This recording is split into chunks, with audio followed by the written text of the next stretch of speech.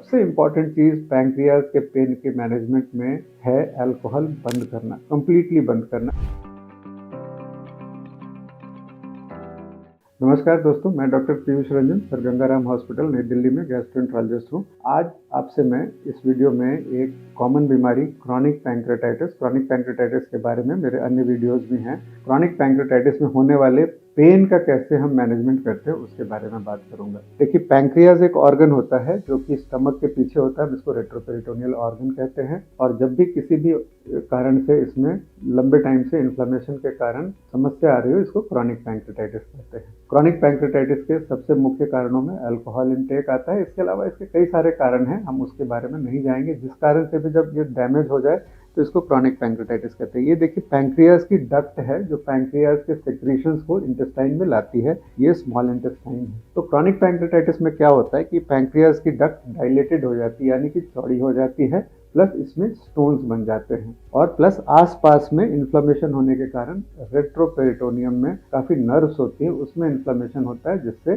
कि पेन होता है। पेन के अलावा ग्रीजी स्टूल्स, स्टेटोरिया यानी कि लूज मोशंस होना, प्लस डायबिटीज, पैंक्रियाज के 3 मुख्य लोकल कॉम्प्लिकेशन है। उसके बारे में भी और भी समस्याएं होती है, जिसके बारे में मेरे अन्य वीडियो में आप देख सकते हैं। तो पेन के बारे में आज हम स्पेसिफिकली बात करेंगे। देखिए, सबसे इंपॉर्टेंट चीज पैंक्रियाज के पेन के मैनेजमेंट में है अल्कोहल बंद करना, कंप्लीटली बंद करना। अगर आप बार बार अल्कोहल लेते रहेंगे तो ये बार बार इन्फ्लेमेशन होगा और ये पेन खत्म नहीं होगा। तो कंप्लीटली अल्कोहल से दूर होना। अल्कोहल के अलावा स्मोकिंग दूसरा इंपॉर्टेंट कारण है जो कि पैंक्रियाज में इन्फ्लेमेशन पैदा होता है। और अल्कोहलिज्म और स्मोकिंग जनरली, कई बार जो लोग अल्कोहल लेते हैं वो साथ में सिगरेट भी काफी पीते हैं।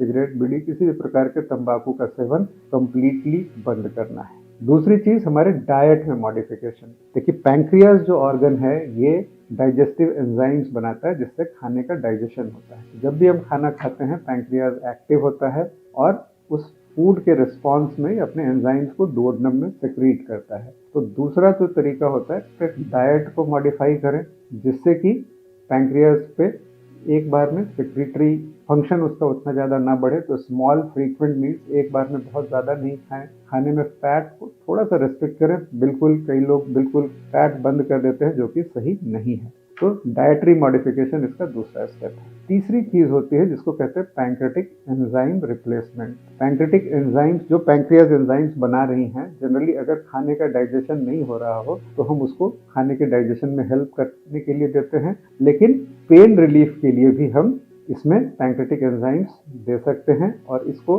जनरली, ये बहुत एक शोध का विषय है जिसपे सहमति नहीं है, बट बहुत कॉमनली हम पैंक्रेटिक एंजाइम्स, जिसको हम कहते हैं अनकोटेड पैंक्रेटिक एंजाइम्स, वो देते हैं। और इसके साथ में प्रोटॉन पंप इनहिबिटर भी देते हैं, ताकि एंजाइम्स डिग्रेड ना हो, यहाँ तक पहुंचे। और एक तरह का जो कॉन्सेप्ट है इसमें कि पैंक्रियाज के फूड के रिस्पॉन्स में पैंक्रियाज पे सेक्रेटरी लोड ना पड़े, तो जिससे पेन नहीं होता है। तो तीसरे ट्रीटमेंट हमारे लिए पैंक्रेटिक एंजाइम सप्लीमेंटेशन होगी।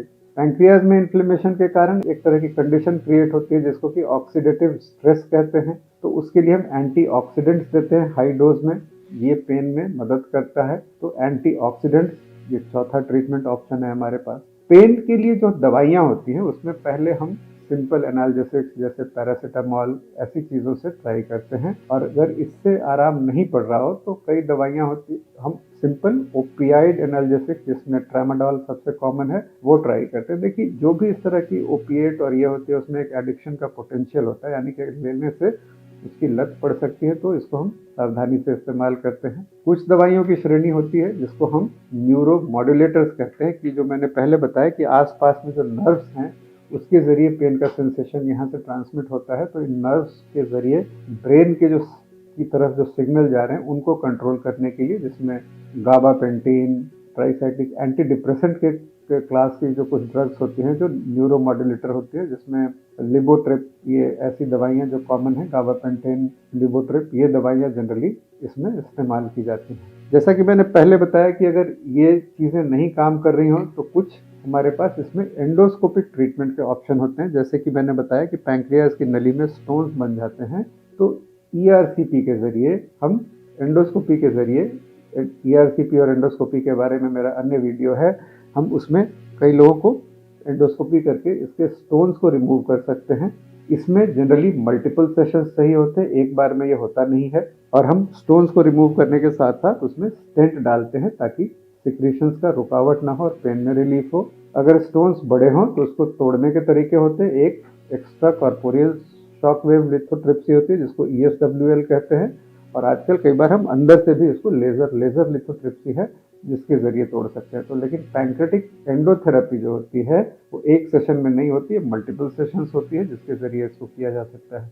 कुछ लोगों में हम एंडोस्कोपिक अल्ट्रासाउंड के जरिए, यहाँ एक सीलियक प्लेक्सस होता है जो पेन ट्रांसमिशन के नर्व्स का एक तरह का हब है, तो हम उसमें इंजेक्शन लगा करके सीलियक प्लेक्सस ब्लॉक कर सकते हैं। क्रॉनिक पैंक्रेटाइटिस के लिए सीलियक प्लेक्सस ब्लॉक बहुत अच्छा ऑप्शन नहीं है, बट डेफिनेटली एक ऑप्शन है। और अगर कोई चीज़ नहीं काम कर रही हो तो इसके लिए सर्जरी भी की जा सकती है, जिसमें सबसे कॉमन सर्जरी LPJ कहते हैं, लैटरल पैंक्रेटिकोजेजुनोस्टमी। पैंक्रियास की डक्ट को डायरेक्टली आंतों से कनेक्ट कर देते हैं ताकि इसमें सिक्रेशन के दौरान जो रुकावट है वो दूर हो और पेन ना हो। तो क्रॉनिक पैंक्रेटाइटिस में पेन सबसे कॉमन चीज़ है और इसका एक स्टेप वाइज मैनेजमेंट अप्रोच होता है जिसमें स्मोकिंग, अल्कोहल को बंद करना, सिंपल एनालिसिस, खाने को मॉडिफाई करना, कुछ मेडिसिन जिसमें पैंक्रेटिक एंजाइम्स, एंटीऑक्सीडेंट्स आते हैं, pain modulators, neuro modulators, endoscopic therapy और सर्जरी। ये स्टेप वाइज अप्रोच हम जनरली इस्तेमाल करते हैं। देखिए, एक अंत में बहुत इंपॉर्टेंट चीज़ आपको और बता दूं कि अगर पेन नहीं हो रहा हो तो इसमें एंडोस्कोपी के जरिए स्टोन्स निकालने का कोई भी फायदा नहीं होता है। इसमें बहुत से लोग परेशान होते हैं कि अगर हम स्टोन दिख रहे हैं तो उसको हम निकाल सकते हैं, तो निकाल क्यों नहीं रहे हैं? क्योंकि इससे डिजीज का कोर्स मॉडिफाई नहीं होता है और इसको करने से ERCP में पोटेंशियल कॉम्प्लिकेशंस होते हैं। आप अननेसेसरी एक्सपेंस यानी कि खर्च और कॉम्प्लिकेशंस को एक्सपोज होते हैं और इससे रिलीफ जनरली नहीं होता है। तो एंडोथेरेपी तभी करते हैं जब पेन हो रहा हो। तो इसके लिए आपको किसी एक्सपर्ट सेंटर पे अच्छे गैस्ट्रोएंटरोलॉजिस्ट से मिलना चाहिए और तरह की सुविधाएं साथ में ESWL सर्जिकल बैकअप हो, तभी एक कॉम्प्रिहेंसिव ट्रीटमेंट आपको मिल पाएगा। इस वीडियो में दी गई जानकारी अगर आपको अच्छी लगी हो तो अपने फैमिली मेंबर्स और फ्रेंड्स से शेयर करें। धन्यवाद।